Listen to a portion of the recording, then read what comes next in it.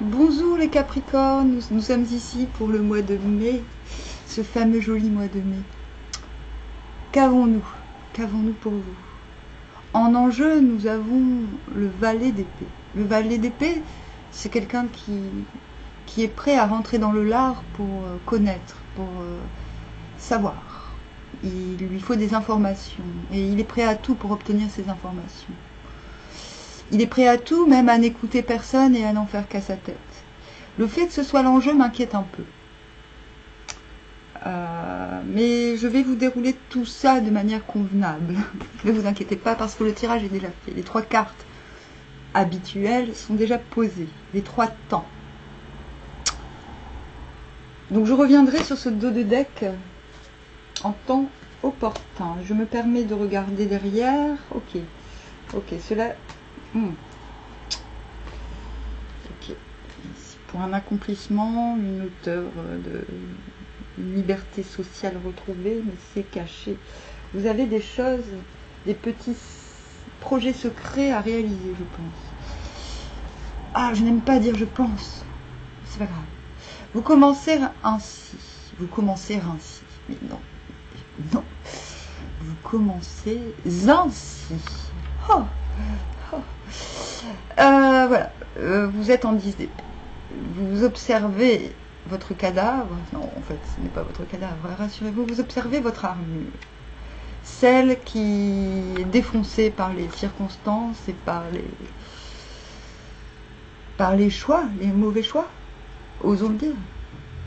Mais c'est bien, parce que je ne me permettrai pas de parler de mauvais choix. Vous observez. Si vous observez, c'est bien qu'il y a eu quelques erreurs de commises, quelques erreurs de jugement. Admettez-le, s'il vous plaît, parce que le reste est très prometteur. Ces erreurs de jugement, cette exploration de ce qui vous a déchiré, cette image, c'est une question d'image,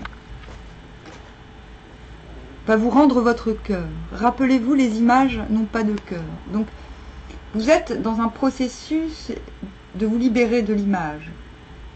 Et c'est très important. Parce que nous avons là la roue de fortune. Cette roue de fortune ne regarde que vous. Elle n'est pas l'enjeu d'opposition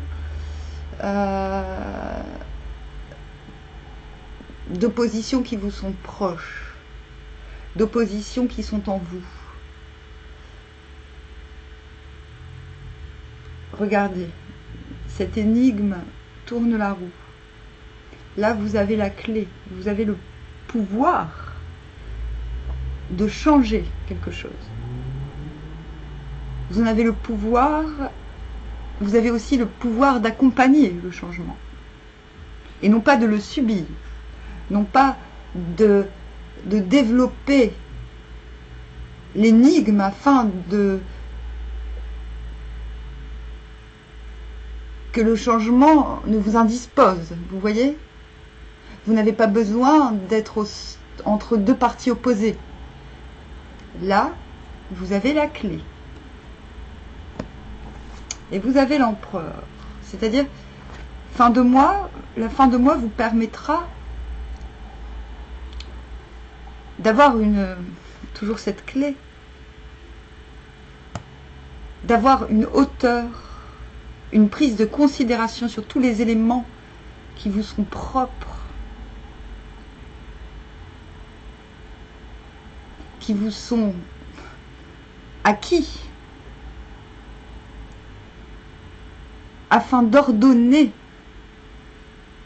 enfin votre vie. Votre actualité, même, j'ai envie de dire. Voilà. Donc, l'enjeu, c'est d'aller à l'information. Nous allons prendre cette carte positivement. Positivement, cette carte vous demande de ne pas vous fier à ce que l'on vous dit. De faire preuve de persévérance, tout en ayant conscience que cela nécessitera de vous débarrasser d'une certaine image de complaisance. J'en ai fini. Je vais tirer la triade pour compléter ces cartes. Triade que j'appelle l'oracle trash parce qu'il est très psychologique. Voyage. Voyage sur le 10 d'épée, tiens donc. Lumière. Lumière sur vos capacités. Oh! Je suis obligée de les prendre. Je ne suis pas habituée à prendre 2 cartes en même temps, mais vous les avez entendues, je pense. Elles sont sorties de manière quasi mystique. J'ai peu l'occasion de voir des cartes se présenter de telle sorte. Nous avons donc sur l'empereur le silence et l'homme. Donc une extrême virilité mêlée au silence, c'est-à-dire à cette libération de la justification. Vous n'êtes plus obligé de vous justifier. On va le prendre dans ce sens-là. Ce voyage, vous commencez par ce voyage de votre image. Vous voyagez afin... il s'agit d'un voyage de l'esprit. L'esprit regarde l'âme conditionnée. L'âme qui a jusqu'ici réagit et agit en fonction de certains conditionnements. Voilà. L'âme peut voyager, mais elle a besoin pour cela de l'esprit. Ce voyage va vous octroyer la lumière sur vos facultés, sur vos capacités à changer une situation.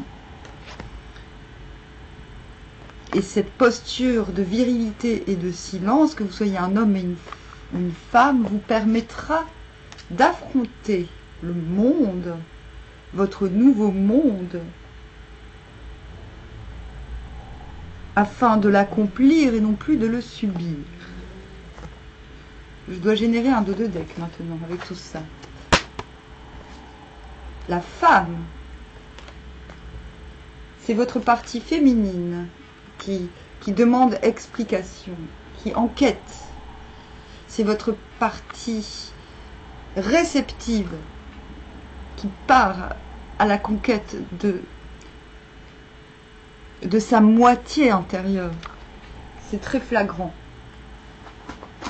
Nous allons voir, que dire de plus, la sphère socio-schtroumpf, ou socio-prout, ou le travail.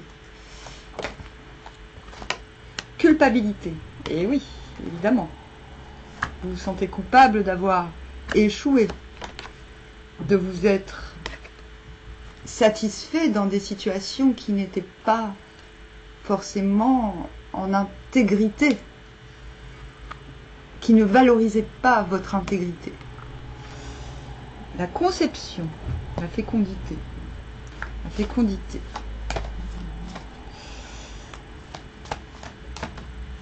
La gestation et le carrefour. Vous n'allez pas choisir votre route ce mois-ci. La fécondité, c'est le fait de nourrir en son sein un renouveau. Mais cela est caché au monde. Rappelez-vous de cette carte du silence. Vous devez accepter les différentes possibilités qui s'offriront à vous à la fin du mois. Accepter de ne pas avoir choisi.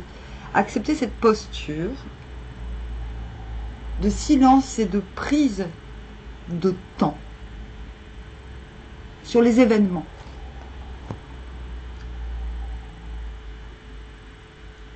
En dos de deck, nous avons l'enfermement.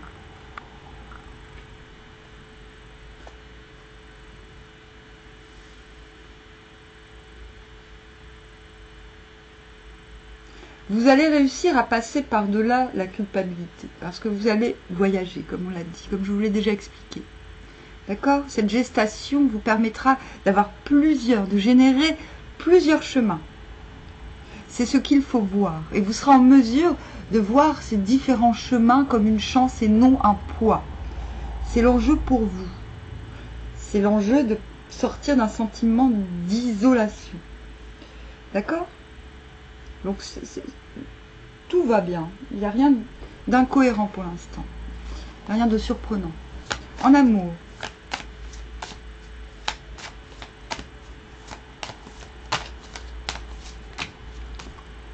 Le conquérant. J'adore cette carte. C'est vous. Que vous soyez homme ou femme, c'est vous. Vous voyez, on lui a mis les cheveux longs pour bien préciser que le conquérant peut être une femme. L'automne, la récolte et l'acceptation de voir les feuilles tomber, les choses mourir, les choses désuètes, les choses qui ont fait leur temps.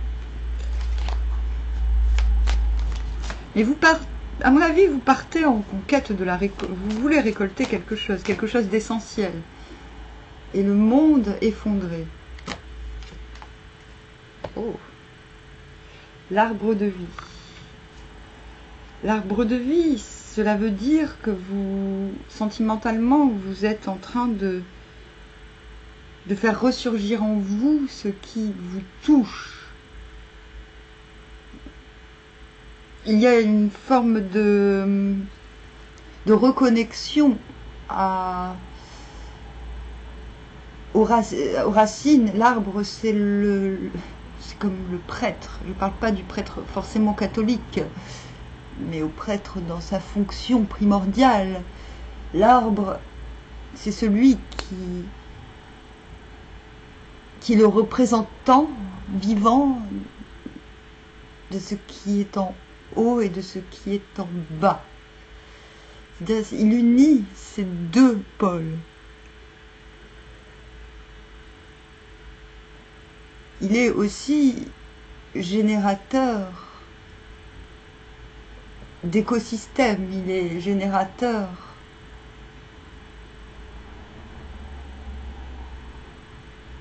d'une certaine paix qui ne se voit pas à l'œil nu parce que notre temps humain est trop ridicule pour que l'on puisse le concevoir. Et c'est cette temporalité que vous allez retrouver. Vous allez retrouver ce qui en vous est intemporel.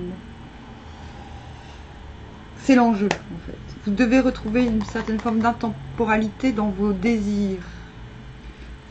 Les désirs qui sont essentiels, les désirs qui vous portent à être présent à ce monde. Et vous allez partir en conquête de ce qui est sauvable, de ce qui est récupérable. Parce qu'il y a des ruines à rebâtir. Vous voyez, c'est comme ça que je vois les choses. Ça peut paraître un petit peu antique, j'aime beaucoup l'Antiquité, mais encore heureux, cela m'inspire. Je vais tirer pour l'autre et pour vous. Quelles sont ses dispositions? Quelles sont les dispositions de l'autre? Traitez les problèmes familiaux. Votre vie amoureuse tire à bénéfice du pardon que vous accorderez à vos parents. Cette personne a un travail d'éducation sur elle-même ou sur son entourage, parce que les problèmes familiaux, ce peut être aussi la famille d'âme, entre guillemets. Ce peut être tout à fait les amis, les croyances aussi, vous voyez. Donc cette personne a un travail à faire. En a-t-elle conscience? Vous, qu'allez-vous faire? Exprimez votre amour. Oui. Je pense que cette personne en a confiance. En a conscience, et c'est pour ça que vous allez oser lui octroyer de l'amour. Âme sœur. C'est-à-dire, vous allez voir que cette personne a conscience de ses limites, a conscience de son travail, ou a conscience, parfois les problèmes familiaux ne viennent pas de la personne, parfois les problèmes familiaux viennent vraiment de la famille, vous voyez. Et vous allez prendre conscience que lui donner de l'amour peut l'aider, même si ce travail est son travail. Vous allez, peut-être est-ce cela, la conquérance. Vous allez peut-être sortir de votre image pour oser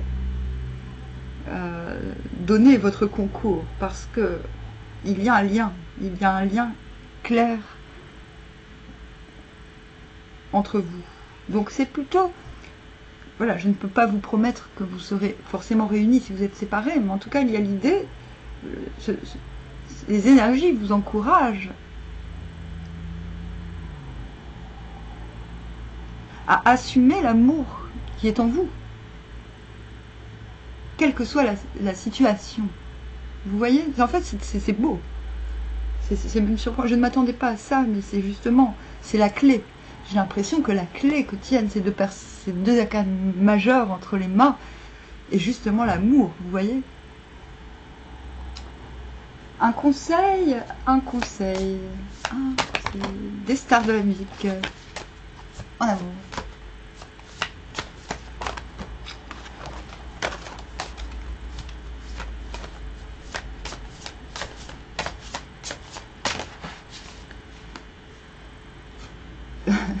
Bruce Springsteen. There will always be magic, even of the darkest nights.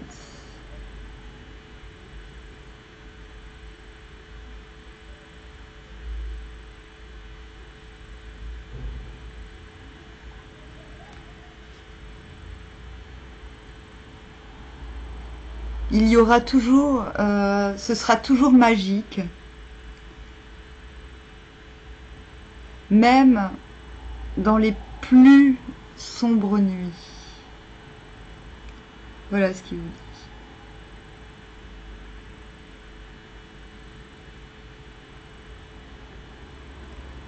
dit. May your mistakes, like your sins, be your own. Your own.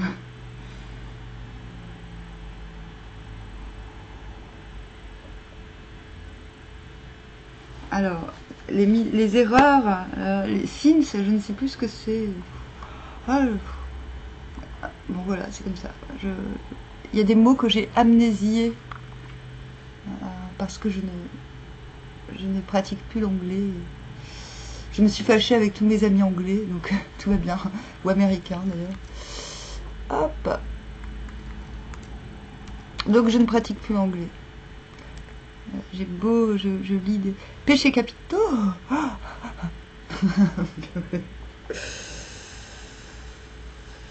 Malgré tes erreurs et tes péchés capitaux, sois toi-même.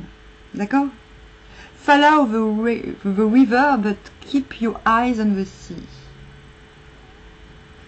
Suis la rivière. La rivière, c'est pas n'importe quoi. Hein. Mais keep your eyes on the sea, voilà, d'accord. Donc tu peux suivre le courant, suis le courant, mais garde tes yeux vers l'océan. Si c'est pas forcément mer, oui, vers la mer. Si océan c'est ocean.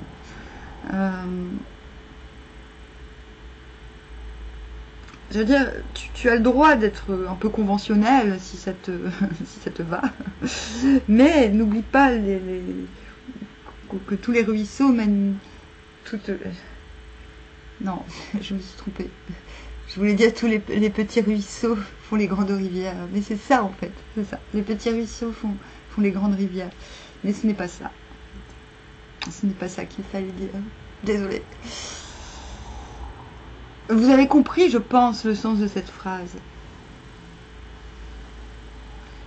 Tu dis que il dit, vous avez le droit de rester à côté du ruisseau, de le suivre, de suivre le courant.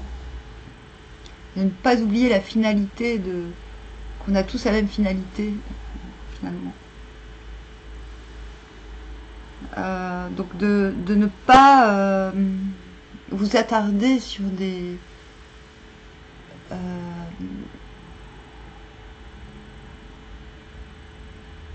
il y a aussi l'idée de ne pas trop s'attarder sur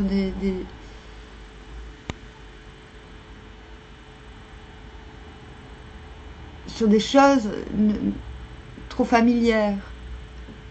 Il n'est pas bon de rester trop accroché de ne pas suivre, en fait, il vous encourage à arrêter de suivre le mouvement, en gros. Vous avez le droit de temps en temps pour reprendre de la force, mais n'oubliez pas que la finalité est plus vaste.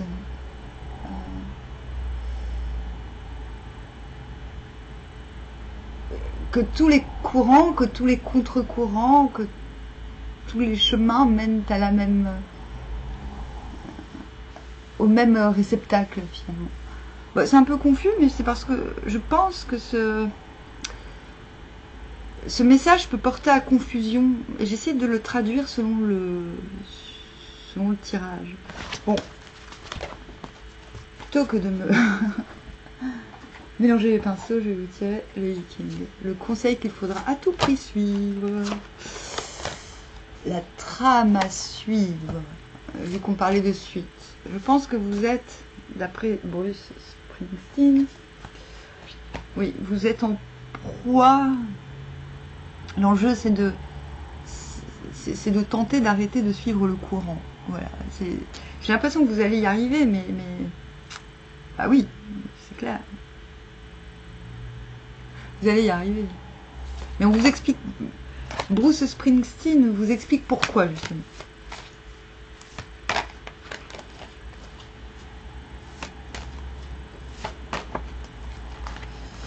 La faille. Ah non, 28, c'est pas la faille. Attendez, 28. Je confonds toujours le 28 et le 26. 28. La prépondérance du grand. Le danger est grand. Il faut faire preuve de qualité et d'initiative exceptionnelle pour le surmonter. Une position de repli est à envisager. Donc maintenant, vous allez de ce pas sur Tartary, sur Internet, qui est un site qui reproduit quasiment en intégrité les textes du King.